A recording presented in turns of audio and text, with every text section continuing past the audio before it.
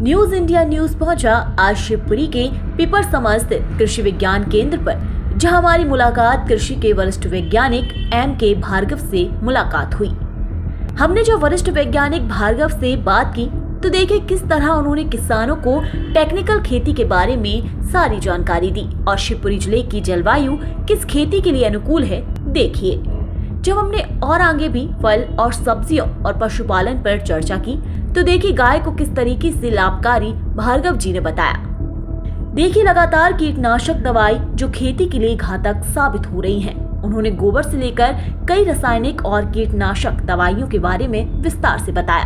सुनिए। आज हम खड़े हैं कृषि विज्ञान केंद्र पिपरसमा पर, जहां कुछ लगातार ये फसलों के बारे में हम बात करेंगे, गोवंश के बारे में भी हम बात करेंगे, कुछ फलों की हम बात करेंगे। तो हमारे साथ में वरिष्ठ कृषि वैज्ञानिक हैं श्री भार्गव जी, M.K. भार्गव जी, इनसे हम चर्चा करेंगे।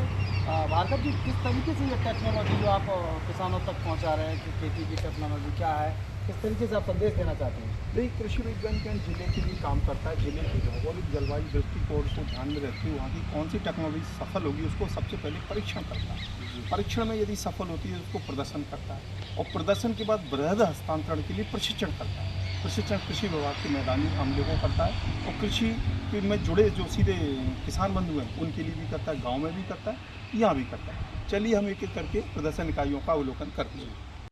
वरिष्ठ वैज्ञानिक भार्गव जी से हम लगातार ये खेतियों पर बात कर रहे हैं, कौन कौन सी खेती क्या है। अब हम जानेंगे पशुओं की नस्ल को लेकर, इनसे हम बात करेंगे कौन से क्या ये पशुपालन के लिए, क्या किसानों के लिए मोटिवेट करेंगे, क्या संदेश हमारे चैनल के माध्यम से देना चाहेंगे, किस तरीके से क्या है भार्गव जी ये इसको। देखिए, हमारे यहाँ इंटीग्रेटेड फार्मिंग ये छोटी सी एक गौशाला है जी। और पशुधन में लाइव स्टॉक जिसको कहते हैं भैंस भी आती है, लेकिन हम प्राकृतिक खेती में देसी गाय के साथ ये नस्ल सुधार के लिए हमारी जो मध्य प्रदेश शासन की स्कीम है सेक्स सॉर्टेड सीमेन XXX टेक्निक, जिसमें हमारा मध्य प्रदेश शासन जिला प्रशासन बहुत पहल कर रहा है। अभी ये फ्रिजवाल की गाय थी, फ्रिजवाल से हमने इसको साहिवाल से क्रॉस कराया, इसकी ये बछड़ी हुई। इस बछड़ी को अब ये हीफर यानी ये प्रेग्नेंट हो गई। इसको 2 महीने पहले हमने सेक्स सॉर्टेड सीमेन से AI आर्टिफिशियल इंसेमिनेशन कराया।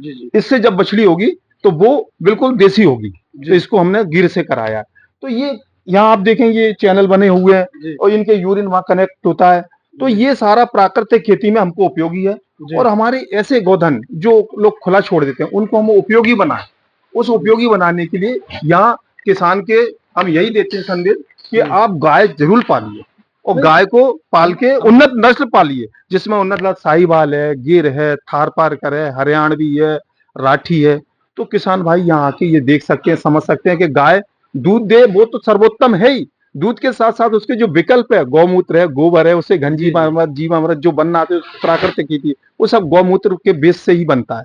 तो ये सारे संदेश किसानों को हम खेती में यहाँ देते रहते हैं। दुग्ध उत्पादन की बात करें तो करीब ये कौन सी साहिवाल आपने जो नस्ल बताई थी, ये कितना क्या क्या साहिवाल का जो दूध उत्पादन है बहुत अच्छा होता है, करीब 8 से लेकर 12 लीटर। लेकिन अभी ये दूध छोड़ चुकी है, अभी ये प्रेग्नेंट है। तो लेकिन जब देती थी, जब ये 4 गाय थी हमारे पास 30 लीटर दूध हो रहा था जब शुरुआत थी। फ्रिजवाल नस्ल थी, विदेशी नस्ल थी।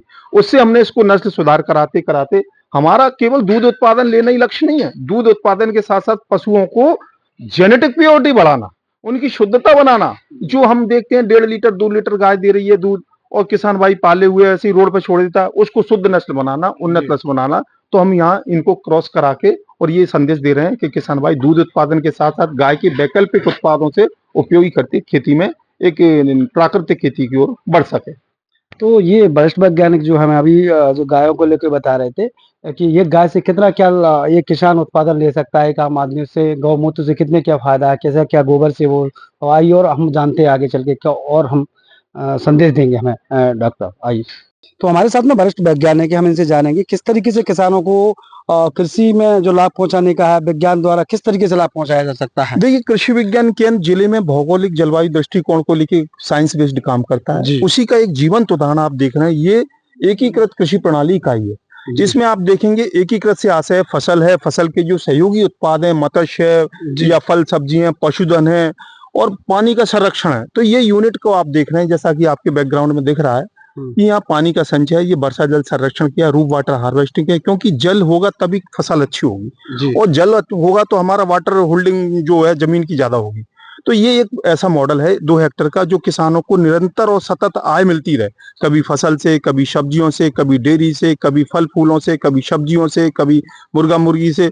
तो रेगुलर फ्लो ऑफ इनकम कैसे हो, किसान की निरंतर आय बढ़े और किसान को रोजगार के रूप में एक हमारा उद्यम बने, ये कृषि विज्ञान केंद्र ऐसे मॉडलों को समन्वित कृषि प्रणाली इकाई के माध्यम से बताता है और यहाँ देख के सीख के अपनाए, इस भावना से ये मॉडल यहाँ बनाया गया है।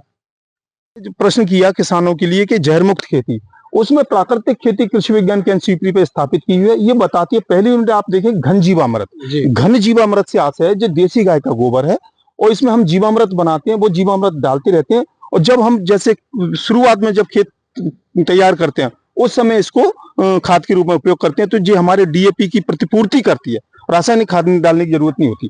फिर हमारे बीच बीच में जब जरूरत पड़ती है फसलों को, जैसे हम यूरिया देते हैं या दूसरे पोषक तत्व देते हैं, तो ये जीवामृत को सिंचाई के माध्यम से, सिंचाई की नालियों के माध्यम से या हम इस तरह के नल लगा के कोई टंकी से इस तरह से खोल देते हैं तो वो प्रसारित हो जाता है, या स्प्रे भी कर सकते हैं। तो ये पौष्टिक रूप से उनको फसलों को पोषण देता है। अब फसल जहाँ होगी वहां कुछ रोग बीमारी भी आएंगे, तो रोग बीमारी को ठीक करने के लिए जहाँ रोग के कारक होते हैं वहां के रोग के निवारक होते हैं। प्रकृति में एक नियम होता है, प्रकृति अपने आप में खुद संवारती है। 10 पर्णी, वहां के 10 तरह के पत्ते जो मूलतः ज्यादा पाए जाते हैं उनका अर्क निकाल के आप छिड़काव करें। दूसरा नीमास्त्र नाम दिया है, तो नीम के पत्ते होते हैं उनके। ब्रह्मास्त्र, ये तंबाकू, जो हमारे तंबाकू में निकोटिन होता है, वो निकोटिन कड़वापन फसलों को एक कीड़ों से मुक्त रखता है। सौंठास्त्र, जो हमारा सौंठ होता है अदरक को सुखा के, उससे। अग्नियास्त्र, जो तीखी मिर्च होती है, उस मिर्च के अर्क के साथ। और ये सारे के सारे गाय का गौमूत्र और जो मैंने कंपोनेंट इन पर लिखे, अग्नियास्त्र, सौंठास्त्र, ये 4 दिन 3 दिन इसमें पड़ा रहने दें, इनका अर्क निकल जाएगा। फिर उसको आप आधा लीटर 15 लीटर पानी में घोल बना के छिड़काव करें। इसी तरह सप्त धान कुंवर, ये टॉनिक का काम करता है। 7 तरह के धानों को हम उगा लें, उनको ग्राइंड करके और आधा लीटर 15 लीटर पानी में घोल बना के, और गौमूत्र इन सबका बेस है। तो ये प्राकृतिक खेती की यूनिट कहीं ना कहीं हमारे जिले में जो बहुतायत में अंधाधुंध और इस तरह से उपयोग, हैपेजाइड यूज ऑफ केमिकल हो रहा है, जो अंधाधुंध रसायनों का प्रयोग, उसको। और हम यहाँ अनुरोध भी करते हैं किसान भाइयों से, परामर्श भी देते हैं कि प्राकृतिक खेती सबसे पहले घर की पोषण वाटिका, किचन वाटिका, जो हम सब्जी घर के लिए करते हैं वहां से करिए, क्योंकि शुरुआत में इसमें थोड़ी उत्पादन में गिरावट आती है तो किसान को एक ऐसा लगता है कि मेरा नुकसान हुआ, लेकिन ये स्वास्थ्य के लिए और पर्यावरण के लिए, जमीन के लिए, हम जन सामान्य के लिए बड़ी जरूरी है। तो ये हम कृषि विज्ञान केंद्र के माध्यम से प्राकृतिक खेती से किसानों को यहाँ प्रशिक्षण देते हैं, प्रदर्शन देते हैं और सिखाते हैं ताकि वो अपने यहाँ इसको अपना सके। आप लगातार आपने जिले का भ्रमण किया होगा, जिला कहीं ना कहीं बहुत बड़ा जिला है, जिसमें हमारे जिले की कौन सी मिट्टी, जलवायु को देखती हुई कौन सी मिट्टी कहाँ किस फसल के लिए ठीक है? देखिए, हमारा जिला 8 विकासखंड में विभाजित है और यहाँ की जो प्रधानता है मूंगफली, मध्य प्रदेश में सबसे ज्यादा रकबे में होती है, खरीफ में होती है। तो जो हमारा करेरा, पिछोर, नरवर और कुछ पौरी का भाग, बैराड़ी, इसमें प्रधानता है। दूसरे जिलों में सोयाबीन की प्रधानता है, ये खरीफ की फसलें हैं। उसके बाद वहाँ गेहूं या सोयाबीन के बाद जो चना होता है। लेकिन कुछ ऐसी फसलें जो हमारे जिले को विविधता में लाती हैं, वो यहाँ पहले लगती हैं। प्याज बहुत होता है, टमाटर बहुत होता है, हमारे यहाँ शकरकंदी होने लगी है, कलौंजी होती है, बहुत सारी फसलें। उसके साथ साथ कुछ फल वाले पौधे, उस फल वाले पौधों ने कृषि विज्ञान केंद्र ने पहल की है कुछ ऐसी फसलों की, जैसा कि आप देख रहे हैं ये ड्रैगन फ्रूट। तो ऐसी भूमि जो कम उपयोगी है, जहाँ पानी कम है, ये कैक्टस प्रजाति का होता है, इसमें पत्तियां नहीं होती, आप देखें तो ये पत्तियों से ज्यादा वाष्पन नहीं होता और इसका एक पौधा इस तरह की स्टैकिंग पे लगाया जाता है। ये भी हमने यहाँ परीक्षण के तौर पर 44 पौधे लगाए हुए हैं, लाल और सफेद गूदे वाले। ये हमारे यहाँ जो कृषि स्नातक छात्र आते हैं उनके साथ हमने प्रैक्टिकल में लगाए। तो ये इस आशय से परीक्षण किया जा रहा है। शिवपुरी जिले में कुछ किसानों ने भी लगाए हमारे साथ, तो उनके यहाँ सफल है। तो मैं ये कह सकता हूँ ऐसी मूल्यवान फसलें, इसका एक फल 100 रुपए का बिकता है। तो ऐसी फसलें जो नए युवा हैं, खेती में जो परंपरागत फसलें उनसे हटके काम करते हैं। इसी के साथ साथ आप देखें ये बगल में कुछ फल वृक्ष और लगे हुए हैं, जिसमें अंजीर भी लगा हुआ है। अंजीर है या ये नींबू वर्गीय फल है या उसके साथ आम है, अमरूद है। अमरूद के कुछ पौधे भी हम तैयार कर रहे हैं, ग्वालियर 27 प्रजाति के।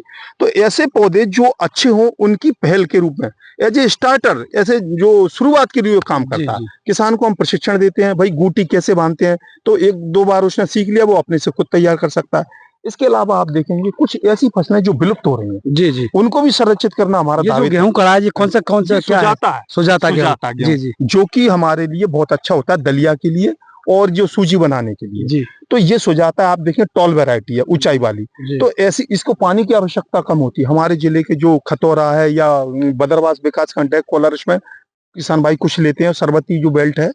तो ऐसी फसलों के साथ साथ आप यहाँ ये प्याज देखेंगे, ये जी प्याज भी हमारे जिले की एक ऐसी फसल है जो उस किसानों को आय में वृद्धि और जीवन में समृद्धि का कारक बनती है। टमाटर के बाद प्याज जी, भी जी। रबी में बहुत अच्छी फसल है, जी साथ में वो मटर है।